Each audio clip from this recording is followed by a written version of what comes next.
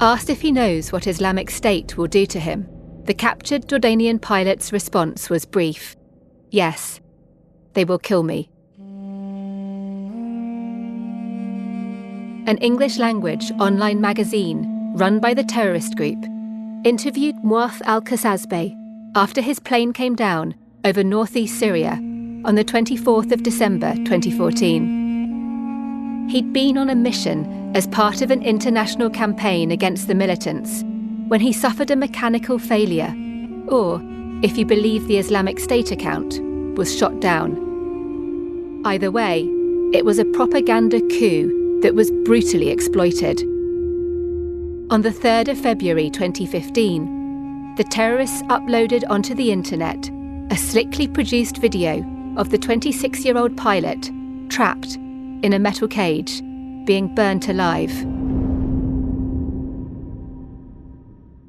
Islamic State shocked the world when it seized swathes of Iraq and Syria in 2014, viewing as an enemy anyone who didn't believe their warped interpretation of Islam. This is Sky News at 5. Our top stories. Iraqi soldiers in retreat as the country's second city falls to hardline Islamic militants. The superior manpower and equipment of government forces unable to easily overcome a militia with a reputation for extremes of violence. They're living in a new state, a caliphate the militants are now in charge of. But this was not just a conflict fought within their self-declared caliphate. It was also a global campaign of terror and influence waged across the grey zone of the internet. They were using it to propagate their hateful ideology and propaganda, and it was a very cheap and effective way of waging a terrorist warfare. Islamic State's seizure of physical territory triggered a very visible military response from the United States, the UK, and other allies. Less obvious, but just as important though, was a range of grey zone cyber offensives that were also launched against the group's online propaganda, social media posts, even the digital devices they used to communicate on the battlefield. We prevented their propaganda, both through physical actions on the battlefield, but also remotely, getting to their servers, getting to the places that they stored their material. The goal? To make Islamic State go dark.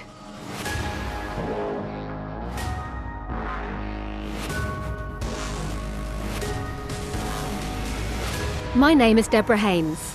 I'm the Foreign Affairs Editor at Sky News, and you're listening to my podcast, Into the Grey Zone, which explores a murky evolution of warfare. I'll explain the covert tactics used by states, criminals, and terrorist groups to deceive, gain influence, and at times, kill. This episode hears from the head of the spy agency GCHQ and a top general about how the UK is using cyber to push back in the grey zone, including new details about a major cyber offensive against Islamic State. But first, I speak to a woman who was once described as the UK's best offensive cyber spy.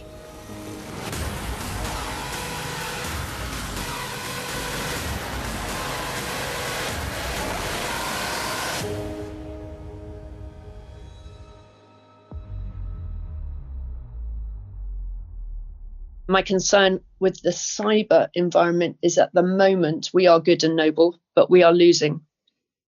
And we're losing because it's attacking the unconventional, the non-military targets. It's undermining our democracy, it's undermining our values, it's undermining our belief systems, our freedoms, our press. It has the potential to undermine our rule of law. And these are the things that we should be thinking about, not around tanks, battlefields, and World War II. This is Sally Walker. She spent the past 25 years working for the Government Communications Headquarters, better known by its acronym, GCHQ. It's the largest of the UK's three main spy agencies, with the ability to access, analyse, and on occasion, disrupt emails, phone calls, and other forms of communication. She left GCHQ in 2020 and has decided to speak publicly for the first time from the viewpoint of being an ordinary member of the public again, as opposed to a former spy. Her motivation for breaking cover is to help generate a debate about cyber. To start with, Sally says there needs to be a better understanding of what the word cyber actually means. Cyber is not online. Cyber is use of the online environment to change things in the real world. And whether it's real people that get influenced or it's malfunctions in real technology, it is about what you can do from a distance at relatively low risk, not necessarily at low cost, but definitely at low risk. You can have impact in the real world and you can do it at scale. This is such an important point. I don't know about you, but in the past, whenever I heard the word cyber, a part of my brain switched off because I placed all things cybery in this mysterious domain of keyboards and codes that I don't even pretend to understand. But what Sally is saying is that boxing cyber off as some detached thing is missing the point. Cyber is merely the vector through which large parts of our societies function, with a unique reach that spans from bedroom to classroom, from company to care home. An attack in cyberspace is by design meant to have an impact in the real world. What's more, while states, criminals and terrorists use cyber against each other every day in the grey zone, what constitutes a cyber operation is also a bit of a grey area itself. In the previous episode, we looked at how cyber can be used to cause physical harm, such as by turning off a power grid or holding hospital computers to ransom.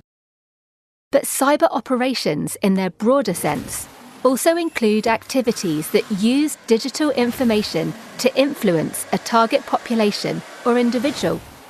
This could be by secretly changing the content of an email or a text, hacking and leaking files, or posting distorted information online. It makes for a very blurred line between what is a cyber operation and what is an information operation. Most people who think about cyber attacks, they'll think about a sort of a WannaCry or a NotPetya or some kind of malware that's put onto a computer. But from what you're saying, that's obviously part of it, but also messages. Would you class that as a sort of disinformation spread over social media? Would you class that as a cyber attack? It's an area of huge contention, and it's one of the challenges for this whole space as to what cyber is. I think is a term that can switch the public off. It's also disputed territory across various communities because is it the information, is it the data, is it the systems, is it the technology, and we could have that debate at length, and I'm not sure it would get us anywhere. I think if we bring it back to how do you undermine democracy, then of course false information is part of that landscape. Who does it and who defends against it is important to work out, but why we need to defend against it is the most important part of the debate. Also important is why hostile states launch these kinds of attacks in the first place. It's because it's low risk. It's because it's attacking the things that are otherwise difficult to attack, the foundations, I think, of democracy.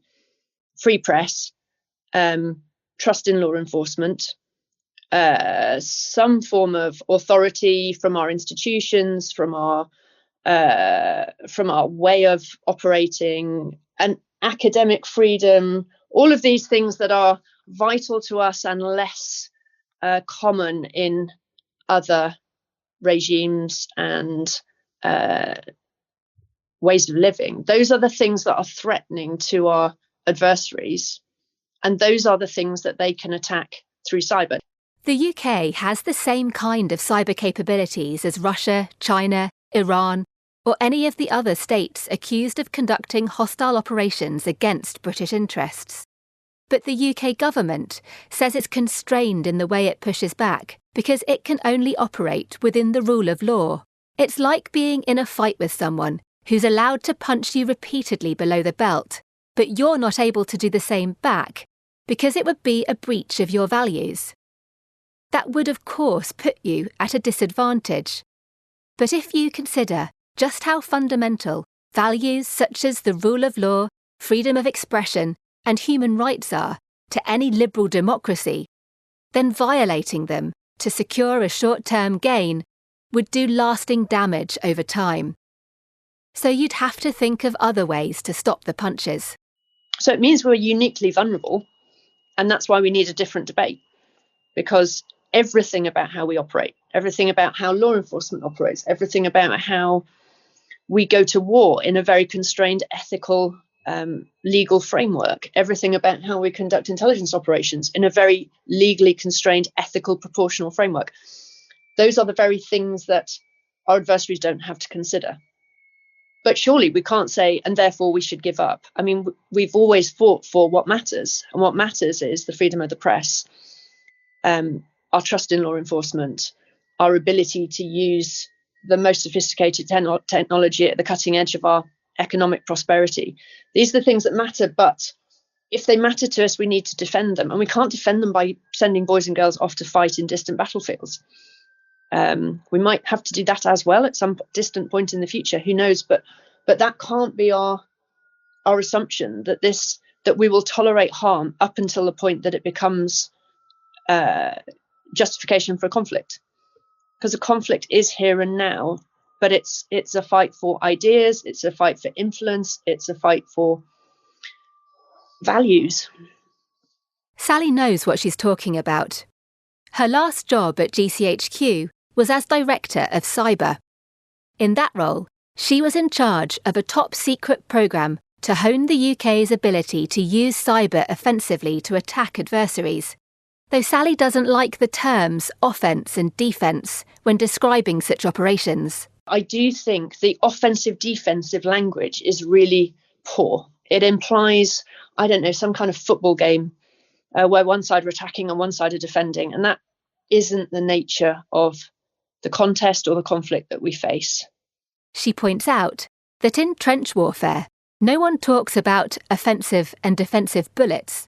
So why does cyber get this special treatment? And offensive cyber capabilities are so much more than attacks. There are knowledge of the environment, knowledge of capabilities, knowledge of people, understanding, global awareness, and that feeds the system that we need in order to protect ourselves. Sally also opposes the way talk about cyber is often framed in relation to conflict.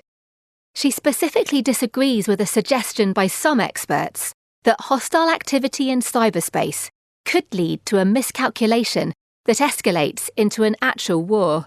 I think cyber warfare is attritional, not escalatory. You know, if at its logical extension, if we were to go to war through cyber, the logical conclusion is that everything stops, not that everything goes bang. It's about malfunctioning technology. And if stuff stops working, then as we've seen in all kinds of scenarios, stuff just stops. Normal life just stops. But it's not the Hollywood version where it all gets blown up. And it just doesn't relate to conventional warfare. So I think framing cyber as part of conflict, while it's important to the military, and of course, the concept of going to war without cyber capability is not credible for the future. But it implies that this is a defence issue. And I don't think it is. I challenge her on that point. Because wouldn't public outrage at a crippling cyber attack require a military response? Maybe you can't unleash your fast jets anymore if the cyber, if all the satellites have been knocked out, but you do kind of go to war. I don't know, it'd have to be with your bayonets at that point, I suppose. I just think so. That underestimates the human dynamic of all of this. And if my framing is correct, and this is attritional, and it affects the human as well as the technology, then our belief in authority is diminished. So who would go to war? Because who gets to say that we should, and why are we doing it? And what is the cause that is such an imperative Because I think that the subtlety, the sophistication of a cyber operation is it saps energy and the will to live. We all know what it feels like when our phones don't work or our computers don't work. We don't look and think that's the Russians, I hope, because it's probably not. But it grinds away at us. And in the end, if trust is removed and people stop caring, then our motivation to act is the very thing that is eroded through a successful cyber operation that can take months, years, decades, likely goes undetected. And by the time we wake up and realize that something precious has gone, it's too late to call for not just the fast jets, but just the very will of the people, which is so vital to defence in going into conflict, that they do have that support of the civilian population. There is disagreement among people who work in defence and security circles about whether or not cyber warfare is attritional, as Sally says, or is escalatory. But I guess that underlines why there's a need for a more public debate about this whole area. The work Sally did during her final years at GCHQ helped to shape a whole new approach by the UK to cyber operations. The National Cyber Force was announced by Boris Johnson, the UK's Prime Minister, in November 2020, though it had already been operating quietly for a number of months. In fact, Sally had been the designated commander to lead the force, but she ended up leaving the civil service before that happened.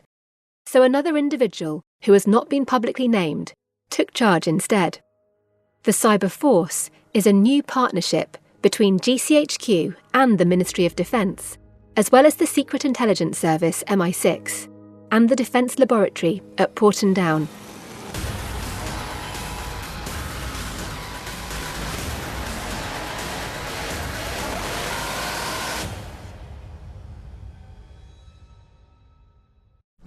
Your tech business is in a race to stay ahead of the competition. And you might be wondering if China could be your next move. But to work out whether China is the right opportunity, there are lots of things you'll need to know, from customs compliance to cybersecurity.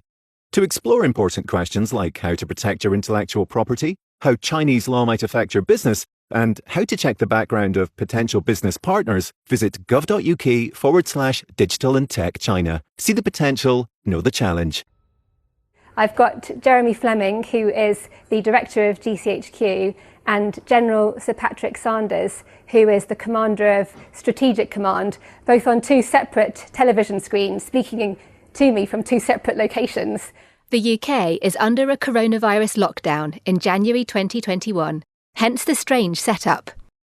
It's rare for a head of GCHQ to give an interview, a sign perhaps of how the government is keen for the public to understand better the threats and opportunities created by cyber, as well as why it needs a cyber force, which is my first question to the spy chief.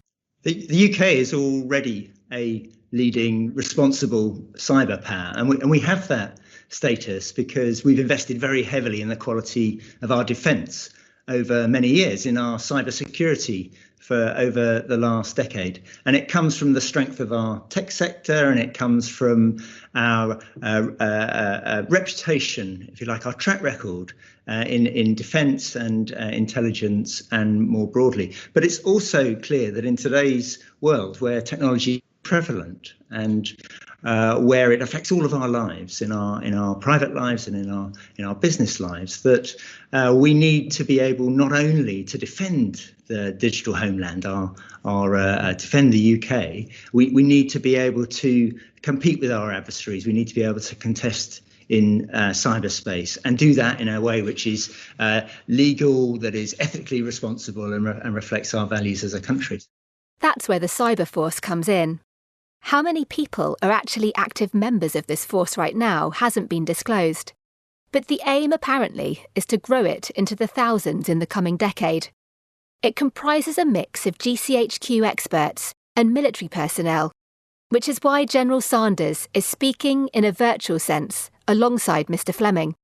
He heads something called Strategic Command, which is a branch of the military that covers, among other areas, all things cyber. Can you just try and tell people what is offensive cyber? I mean, what does it look like? What does it do? Like, how can you just explain it in terms that people can understand? So it's not magic. it's a combination of technology, really clever technology, and people. And if I was trying to put this as simply as I could, and Jeremy will probably do this better than me, but I think of it as the deliberate manipulation of computer systems and data so that you can achieve real world objectives, real world outcomes. So those could be physical, so where cyberspace connects to a piece of technology or machinery. In the military environment, that means a weapons system. But almost the more important use or opportunities or threat that come from cyber is its ability to influence people. And that's a cognitive effect. It has an impact on the way people think and see the world. And that's where cyberspace connects to a human being and can influence their behavior, whether that is through a phone, whether it's through a radio in the military area, or a display in an operations room. So we're exploiting cyberspace to achieve real world outcomes and real world effects, and to protect ourselves. His answer reinforces what we were talking about earlier, about how cyber operations are so much more than simply some malware on a computer. In fact, it seems the bigger opportunity or threat, depending on whether you're the one running the mission or being targeted by it, is the ability to use cyber as a means to influence people's minds. As we discovered in episode 2, what better way to undermine a democracy than to spread fake news online that inflames divisions on issues like race or politics? The UK's understanding of how to counter this threat is still evolving, but it sounds as though offensive cyber will play a part. Is defending democratic processes from, be it hostile state-backed hack and leak campaigns or disinformation or other kinds of use of hostile cyber against us, is that an area where the National Cyber Force could be and maybe has been used? General Sanders again. So you've seen, I think that what's behind your question is enormously important, because what it points to, and people tend to think about cyber attacks in a Hollywood sense, about closing down a power plant or stopping a port from working. In some respects, the most important, the most relevant use of cyberspace is that the real power is in influence and not in sabotage.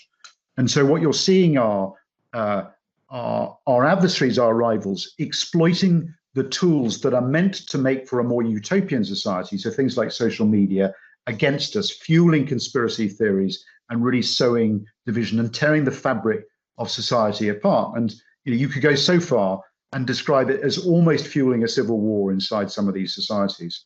So when it comes to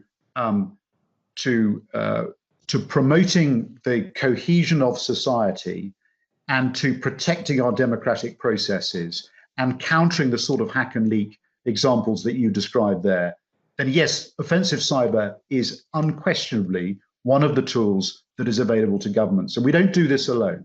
The lesson from 2016, where the Russians hacked and interfered with the US elections, means that we work very closely with other allies and partners, not least the US, to protect our democratic processes. That does sound like confirmation then that the UK believes offensive cyber has a part to play in protecting things like elections from hostile information attacks in the grey zone.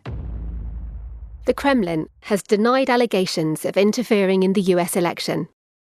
Another area of focus for the cyber force is dealing with attacks by criminals.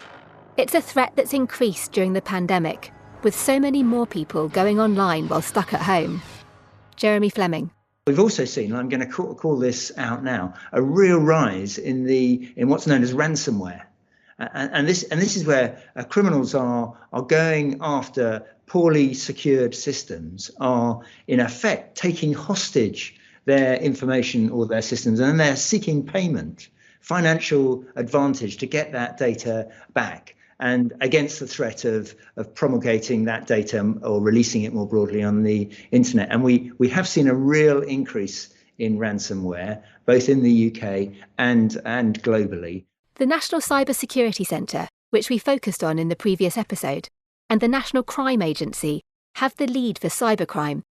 But if it's being launched from overseas, perhaps by an organised crime gang, then the cyber force could also help. But if we see a pattern in the use of that ransomware, if we see a particular brand of ransomware that we can point to a particular adversary, then look, the National Cyber Force is available for government, working alongside law enforcement to contest that space, and that could include, and has included in the past, going upstream to try and go after those groups. Going upstream in this context means when criminals are operating beyond the reach of law enforcement, it's possible for the UK to use cyber capabilities to disrupt or monitor their activities instead. When you go upstream, or when the data's upstream, or when the capability's upstream, or when you think that there are serious organised crime groups involved, or potentially in some contexts in the offensive cyberspace states involved, then of course you have to bring to bear a whole range of other capabilities too. I see. So you're talking more about, for example, like Russian organised crime groups or wherever, foreign organised crime groups that are based overseas. That's where your skill, the National Cyber Force's skills, are more useful there in that context. I think inevitably we get pulled into that space. It's quite hard for Mr. Fleming and General Sanders to give too much away, as pretty much everything the Cyber Force does is top secret. Also, a degree of ambiguity is key for anyone operating in the grey zone to keep opponents guessing. Turning to the challenges posed by states like Russia and China, the military commander describes Moscow as an acute threat and Beijing as a chronic one. General Gerasimov, who is the head of the Russian military, a few years ago said that the very rules of war have changed and the role of non-military means of activity, of achieving political and strategic goals, has grown. And in many cases, they've exceeded the power and force of weapons in their effectiveness. So in this grey zone, the most important weapons don't necessarily fire bullets, and I'd say that they don't. And then the Chinese have a concept of unrestricted warfare, and this is their doctrine, where they use all means to compel the enemy to accept one's interests, and that's trade wars, foreign aid assistance, cyber and information warfare, and capturing control of key technologies.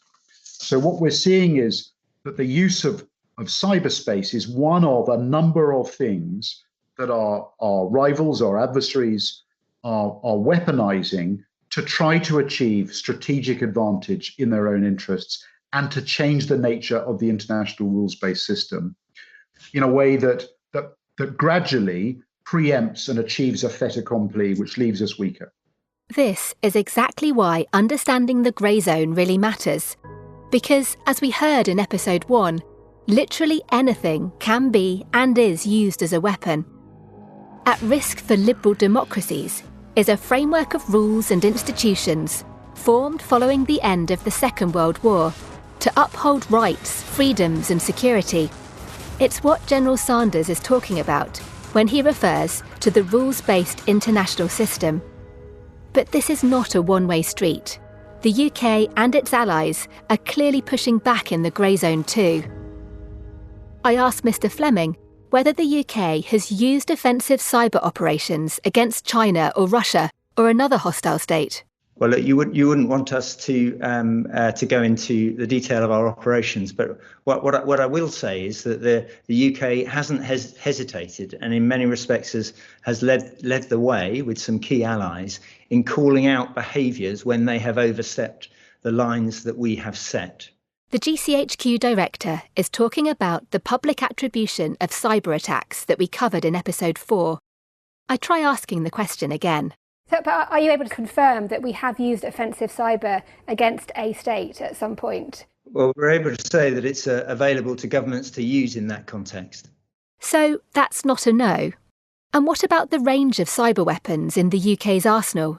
But can you just sort of say, like, is there a spectrum? Like, you know, in the military, there's obviously a spectrum of different weapons, from a rifle all the way up to a Trident missile. Like, when you look at your suite of cyber offensive weapons, is it the same? Are there, like, sort of small kind of tactical cyber weapons all the way up to strategic, potentially cyber weapons of mass destruction? General Sanders. So I wouldn't want to pick up on that or let you get away with that phrase of cyber weapons of mass destruction. And I want to go, I don't really want to go into specifics, but But you're right to observe that we would use the tools that we have and the techniques and the expertise we have to across that full range, from the strategic, where we're protecting ourselves in cyberspace from threats that could get after our critical national infrastructure, right the way through to use of it on the battlefield to influence, for example, communications. And that's nothing new. We've used electronic warfare to disrupt our enemies' communications in the past, and there's no reason why we wouldn't do that in cyberspace as well. So I come in on this question too, because obviously Patrick's right to say that we are very cagey about going into the detail of our operations for obvious reasons. But we have made an example, I think, of the UK in being able to describe and being open in describing the regime which governs their use, but also the sorts of operations that we can mount. The GCHQ director sets out a sliding scale of different types of offensive cyber operations in the UK's remit, from dealing with criminals up to actual war. We might deploy capabilities to counter individual criminals or serious and organised crime gangs, and that could include, getting onto their phones or the technology they are using. He means doing things like, and this is an educated guess because he didn't give specifics, hacking and stealing or deleting data, or locking someone out of their account, or making it impossible for them to use their phone. The next category is to deter or to stop adversaries from attacking the UK by getting at them first with malware to disrupt or to monitor their online activities. You might have heard the expression defending forward or persistent engagement. That is having it available as a tool to go after those who are seeking to do damage in our cyber environments. We might use it to counter misinformation and disinformation. And of course, that's a very live theme at the moment, isn't it, internationally? Another role for the Cyber Force is to be part of any retaliation to a grey zone style attack against the UK, and not one necessarily that came from cyberspace. And we might use it to respond to impose costs, if you like, where the aggregate effect below the threshold that might ordinarily be considered conflict, if you like, what this whole podcast is about, the grey zone. How would we respond to some of those activities in an aggregate fashion? Then the National Cyber Force is available to government to do that too. The final area for cyber is as part of a military operation. So a mobile phone at one end, preventing and influencing the use of the internet by our adversaries in the middle, and then alongside Patrick and the military in a conflict type situation too. Both men are keen to stress that cyber is primarily a force for good in the world, powering economies and connecting people. But they're very aware of the need for new rules to be agreed internationally that govern hostile cyber activity in the grey zone. The broader strategic piece for me is, what sort of conversation do we want to have about the use of these capabilities and the law and the governance and the regulations governing cyberspace? And there are broadly two polar different views, and surprise, surprise, they come down the same lines as between states that we might consider to be, those we're contesting, our adversaries, and those who are friendly. And we have to make progress on that.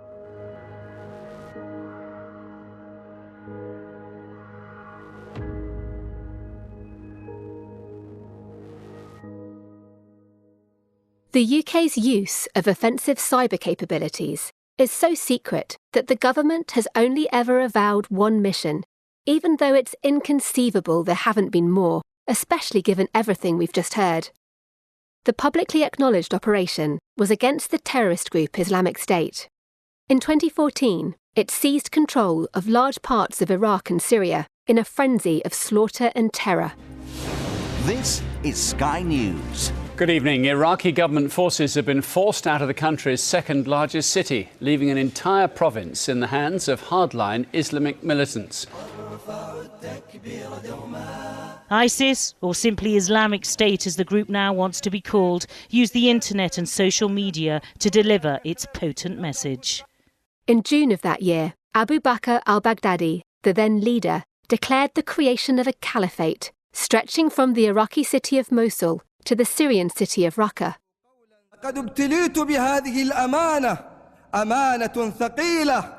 The United States, the UK and other allies launched a military campaign to help local forces on the ground combat the militants. But Islamic State wasn't just fighting within its newly claimed territory.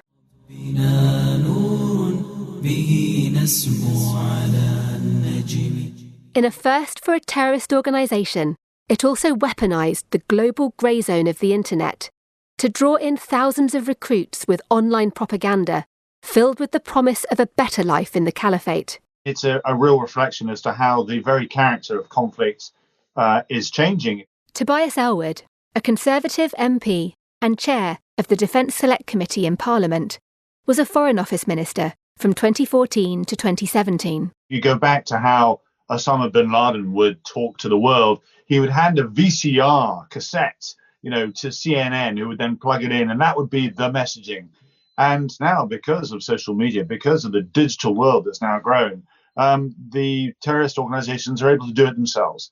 Islamic State's online messaging helped convince large numbers of men, women, even children, to travel to Syria and Iraq, including from the UK.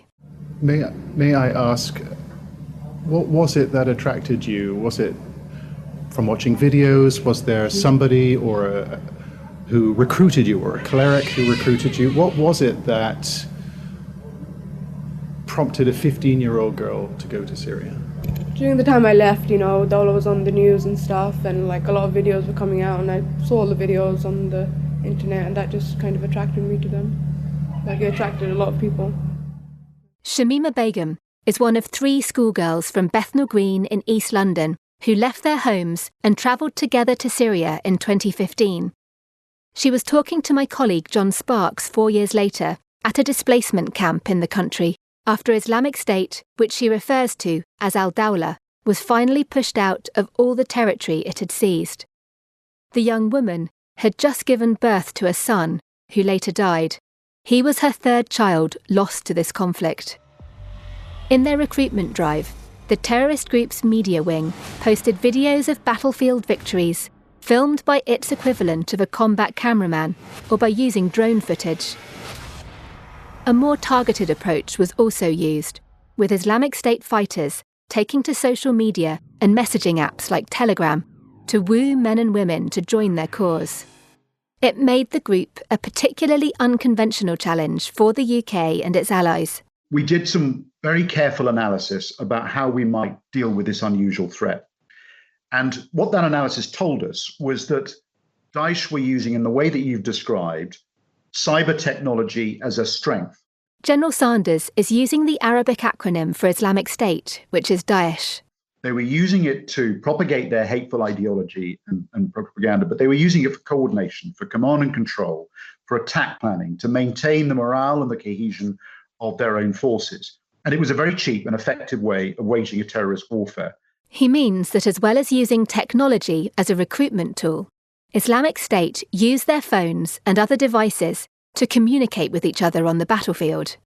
And what we wanted to do was to turn that strength, that dependence that they had onto cyber, into a vulnerability, and also to undermine the credibility of their information campaign and of their ideology. He's describing 2 different dimensions to this cyber effort, both very secret and both testing out new cyber techniques. It's the first time the UK has spoken about these operations in such detail. One effort was a major, long-running grey zone-style campaign, also involving the Americans, that went after the terrorist use of digital information to recruit fighters and build support. The other was more about how cyber can be used on the battlefield alongside more obvious weapons like artillery rounds and airstrikes.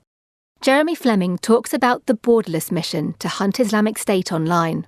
So there definitely was a sense at the time that the the reach of this propaganda and its effectiveness was something that we had to counter, and we had to counter it where it was being produced alongside that area of conflict. But we also had to combat it strategically. We had to be going after the ways in which that propaganda was being promulgated itself. We had to make sure that we were using all of our defensive armoury to stop it getting through. The UK's goal was to make Islamic State go dark by taking its propaganda offline and degrading the ability of its media wing to put out things like that English-language online magazine I mentioned at the start, which was called Dabiq. The mission also targeted the group's activities over social media. You know, the conversations we're having at the moment about the roles and responsibilities of service providers for the content on their platforms, that really started in that sort of period, alongside the conversation on child sexual exploitation. But it was this feeling of, so if this material is getting through, then how do we counter that?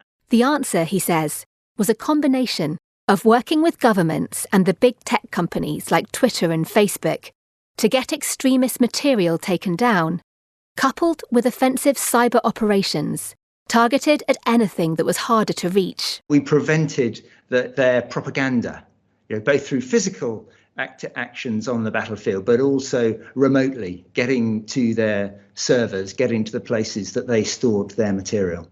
Physical actions on the battlefield mean things like launching an airstrike to destroy an Islamic State building used by those involved in generating the propaganda. Going after the servers, though, is much more in the cyber realm and means targeting data held on servers, often in different countries around the world, with a view to deleting the content or using malware to lock Islamic State out of their own files. Much of this work was carried out from GCHQ's headquarters in Cheltenham in the UK, thousands of miles away from the self-declared caliphate, a reminder of the global nature of grey zone warfare. The effect of this operation can be seen with a simple Google search. Back in 2014 or 2015, any number of horrific videos would have popped up on your screen. Facebook and Twitter were also awash with pro-Islamic State messages. Not so today.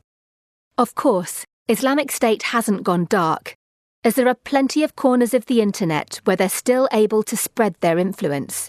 Messaging apps with end-to-end encryption and a self-delete function also mean they can continue to exploit technology to communicate. But there's no doubt the terrorist group's ability to reach into people's minds has been reduced. As for how cyber was used on the battlefield, it was part of a covert mission involving officers from GCHQ and British Special Forces who were operating in the region in support of Iraqi troops and Syrian democratic fighters. General Sanders explains.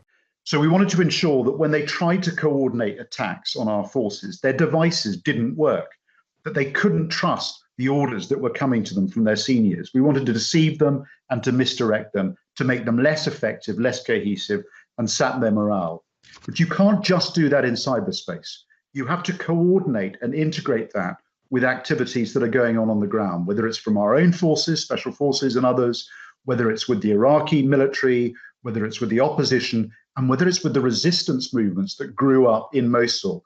And so we were able to use cyberspace in a coordinated way to attack and undermine Daesh, to strengthen the resistance of people who are standing up to Daesh, and coordinate it with strikes. And the results you saw play out in front of you. It was a very, very effective use of cyber tools combined with other operations and in a broader coalition.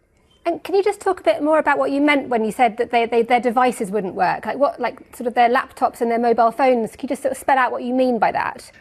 They either couldn't trust the messages that were coming to them, or they weren't working. What, the devices weren't working? Yes. Mr. Fleming also describes the operation. We tactically disrupted the communication of Daesh's fighters on the battlefield. And at times that gave the military commanders the element of surprise, enabled them to adopt a different posture in that combat. In plainer English, what happened is that cyber capabilities were used, for example, to stop Islamic State commanders From being able to send messages with instructions to their foot soldiers, or to alter the content of these messages, meaning militants might be tricked into heading in the wrong direction and getting killed. There's also evidence that some fighters, no longer able to send or receive messages, felt so cut off and isolated that they simply dumped their weapons and left the battlefield. Another Islamic State device the UK went after with offensive cyber was their ability to use armed drones. We piloted some really early technologies to disrupt Daesh's use of some pretty basic drone technology, but which was causing us a problem. And just so I understand, when you talk about how you managed to use some new innovative techniques to disrupt these drones that were causing issues, is that sort of code for you use some kind of cyber element to disrupt the drones, or is that what you're trying to say? Yes. You reached a red line there, obviously, and we cyber techniques to affect how a drone operated. There's one final area the GCHQ chief talks about, which is to do with using messages to help keep local people safe who were living inside the self-declared caliphate but didn't support Islamic State. Again, evidence about how the line between cyber operation and information operation is a very grey, blurry one. We delivered thousands of humanitarian messages to those affected by Daesh in their immediate environment to help the local population understand what's going on, to help them protect themselves. I ask both men what the campaign against Islamic State would have looked like if cyber power hadn't been used. General Sanders answers first. It would have been very much harder. What this did was to create the conditions for Daesh's physical defeat by very, very brave and resilient Iraqi security forces supported by the coalition. It would have taken a lot longer. It would have been a lot bloodier, and it probably would have led to that expansion of Daesh's ideology and its caliphate outside of the immediate regions that we were engaged in into other parts of North Africa and the Middle East. So this had both a suppressive effect. It also accelerated the defeat and the containment of Daesh, and it made the operations, still hard though they were, much easier for our allies, our partner forces who were actually fighting them on the ground. Jeremy Fleming again.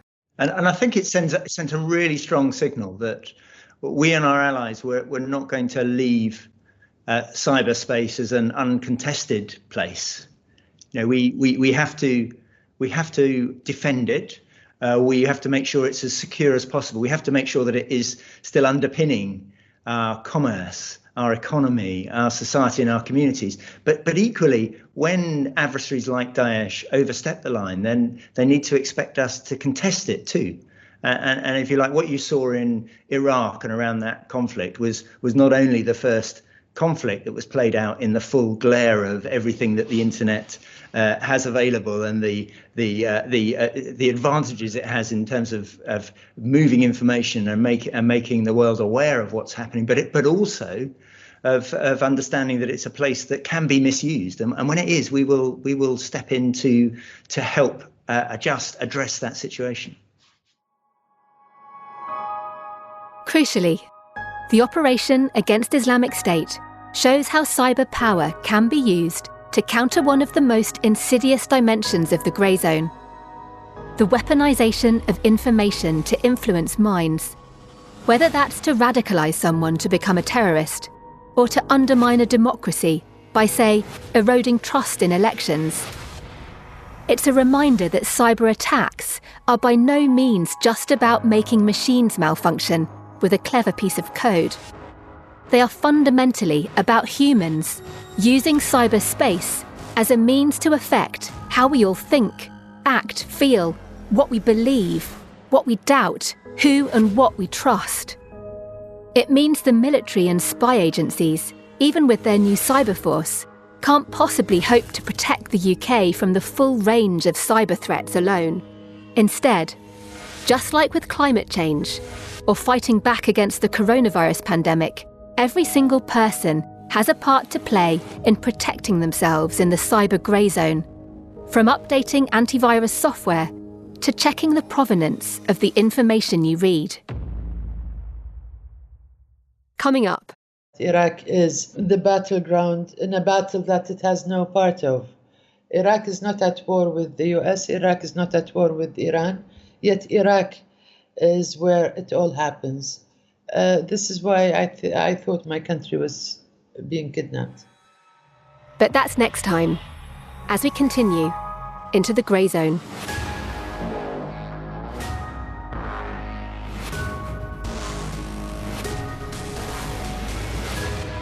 Into the Grey Zone is a Sky News podcast. It was edited and produced by Chris Scott, with production support from Michael Greenfield, and narrated by me, Deborah Haynes. The head of Sky News Radio is Dave Terrace.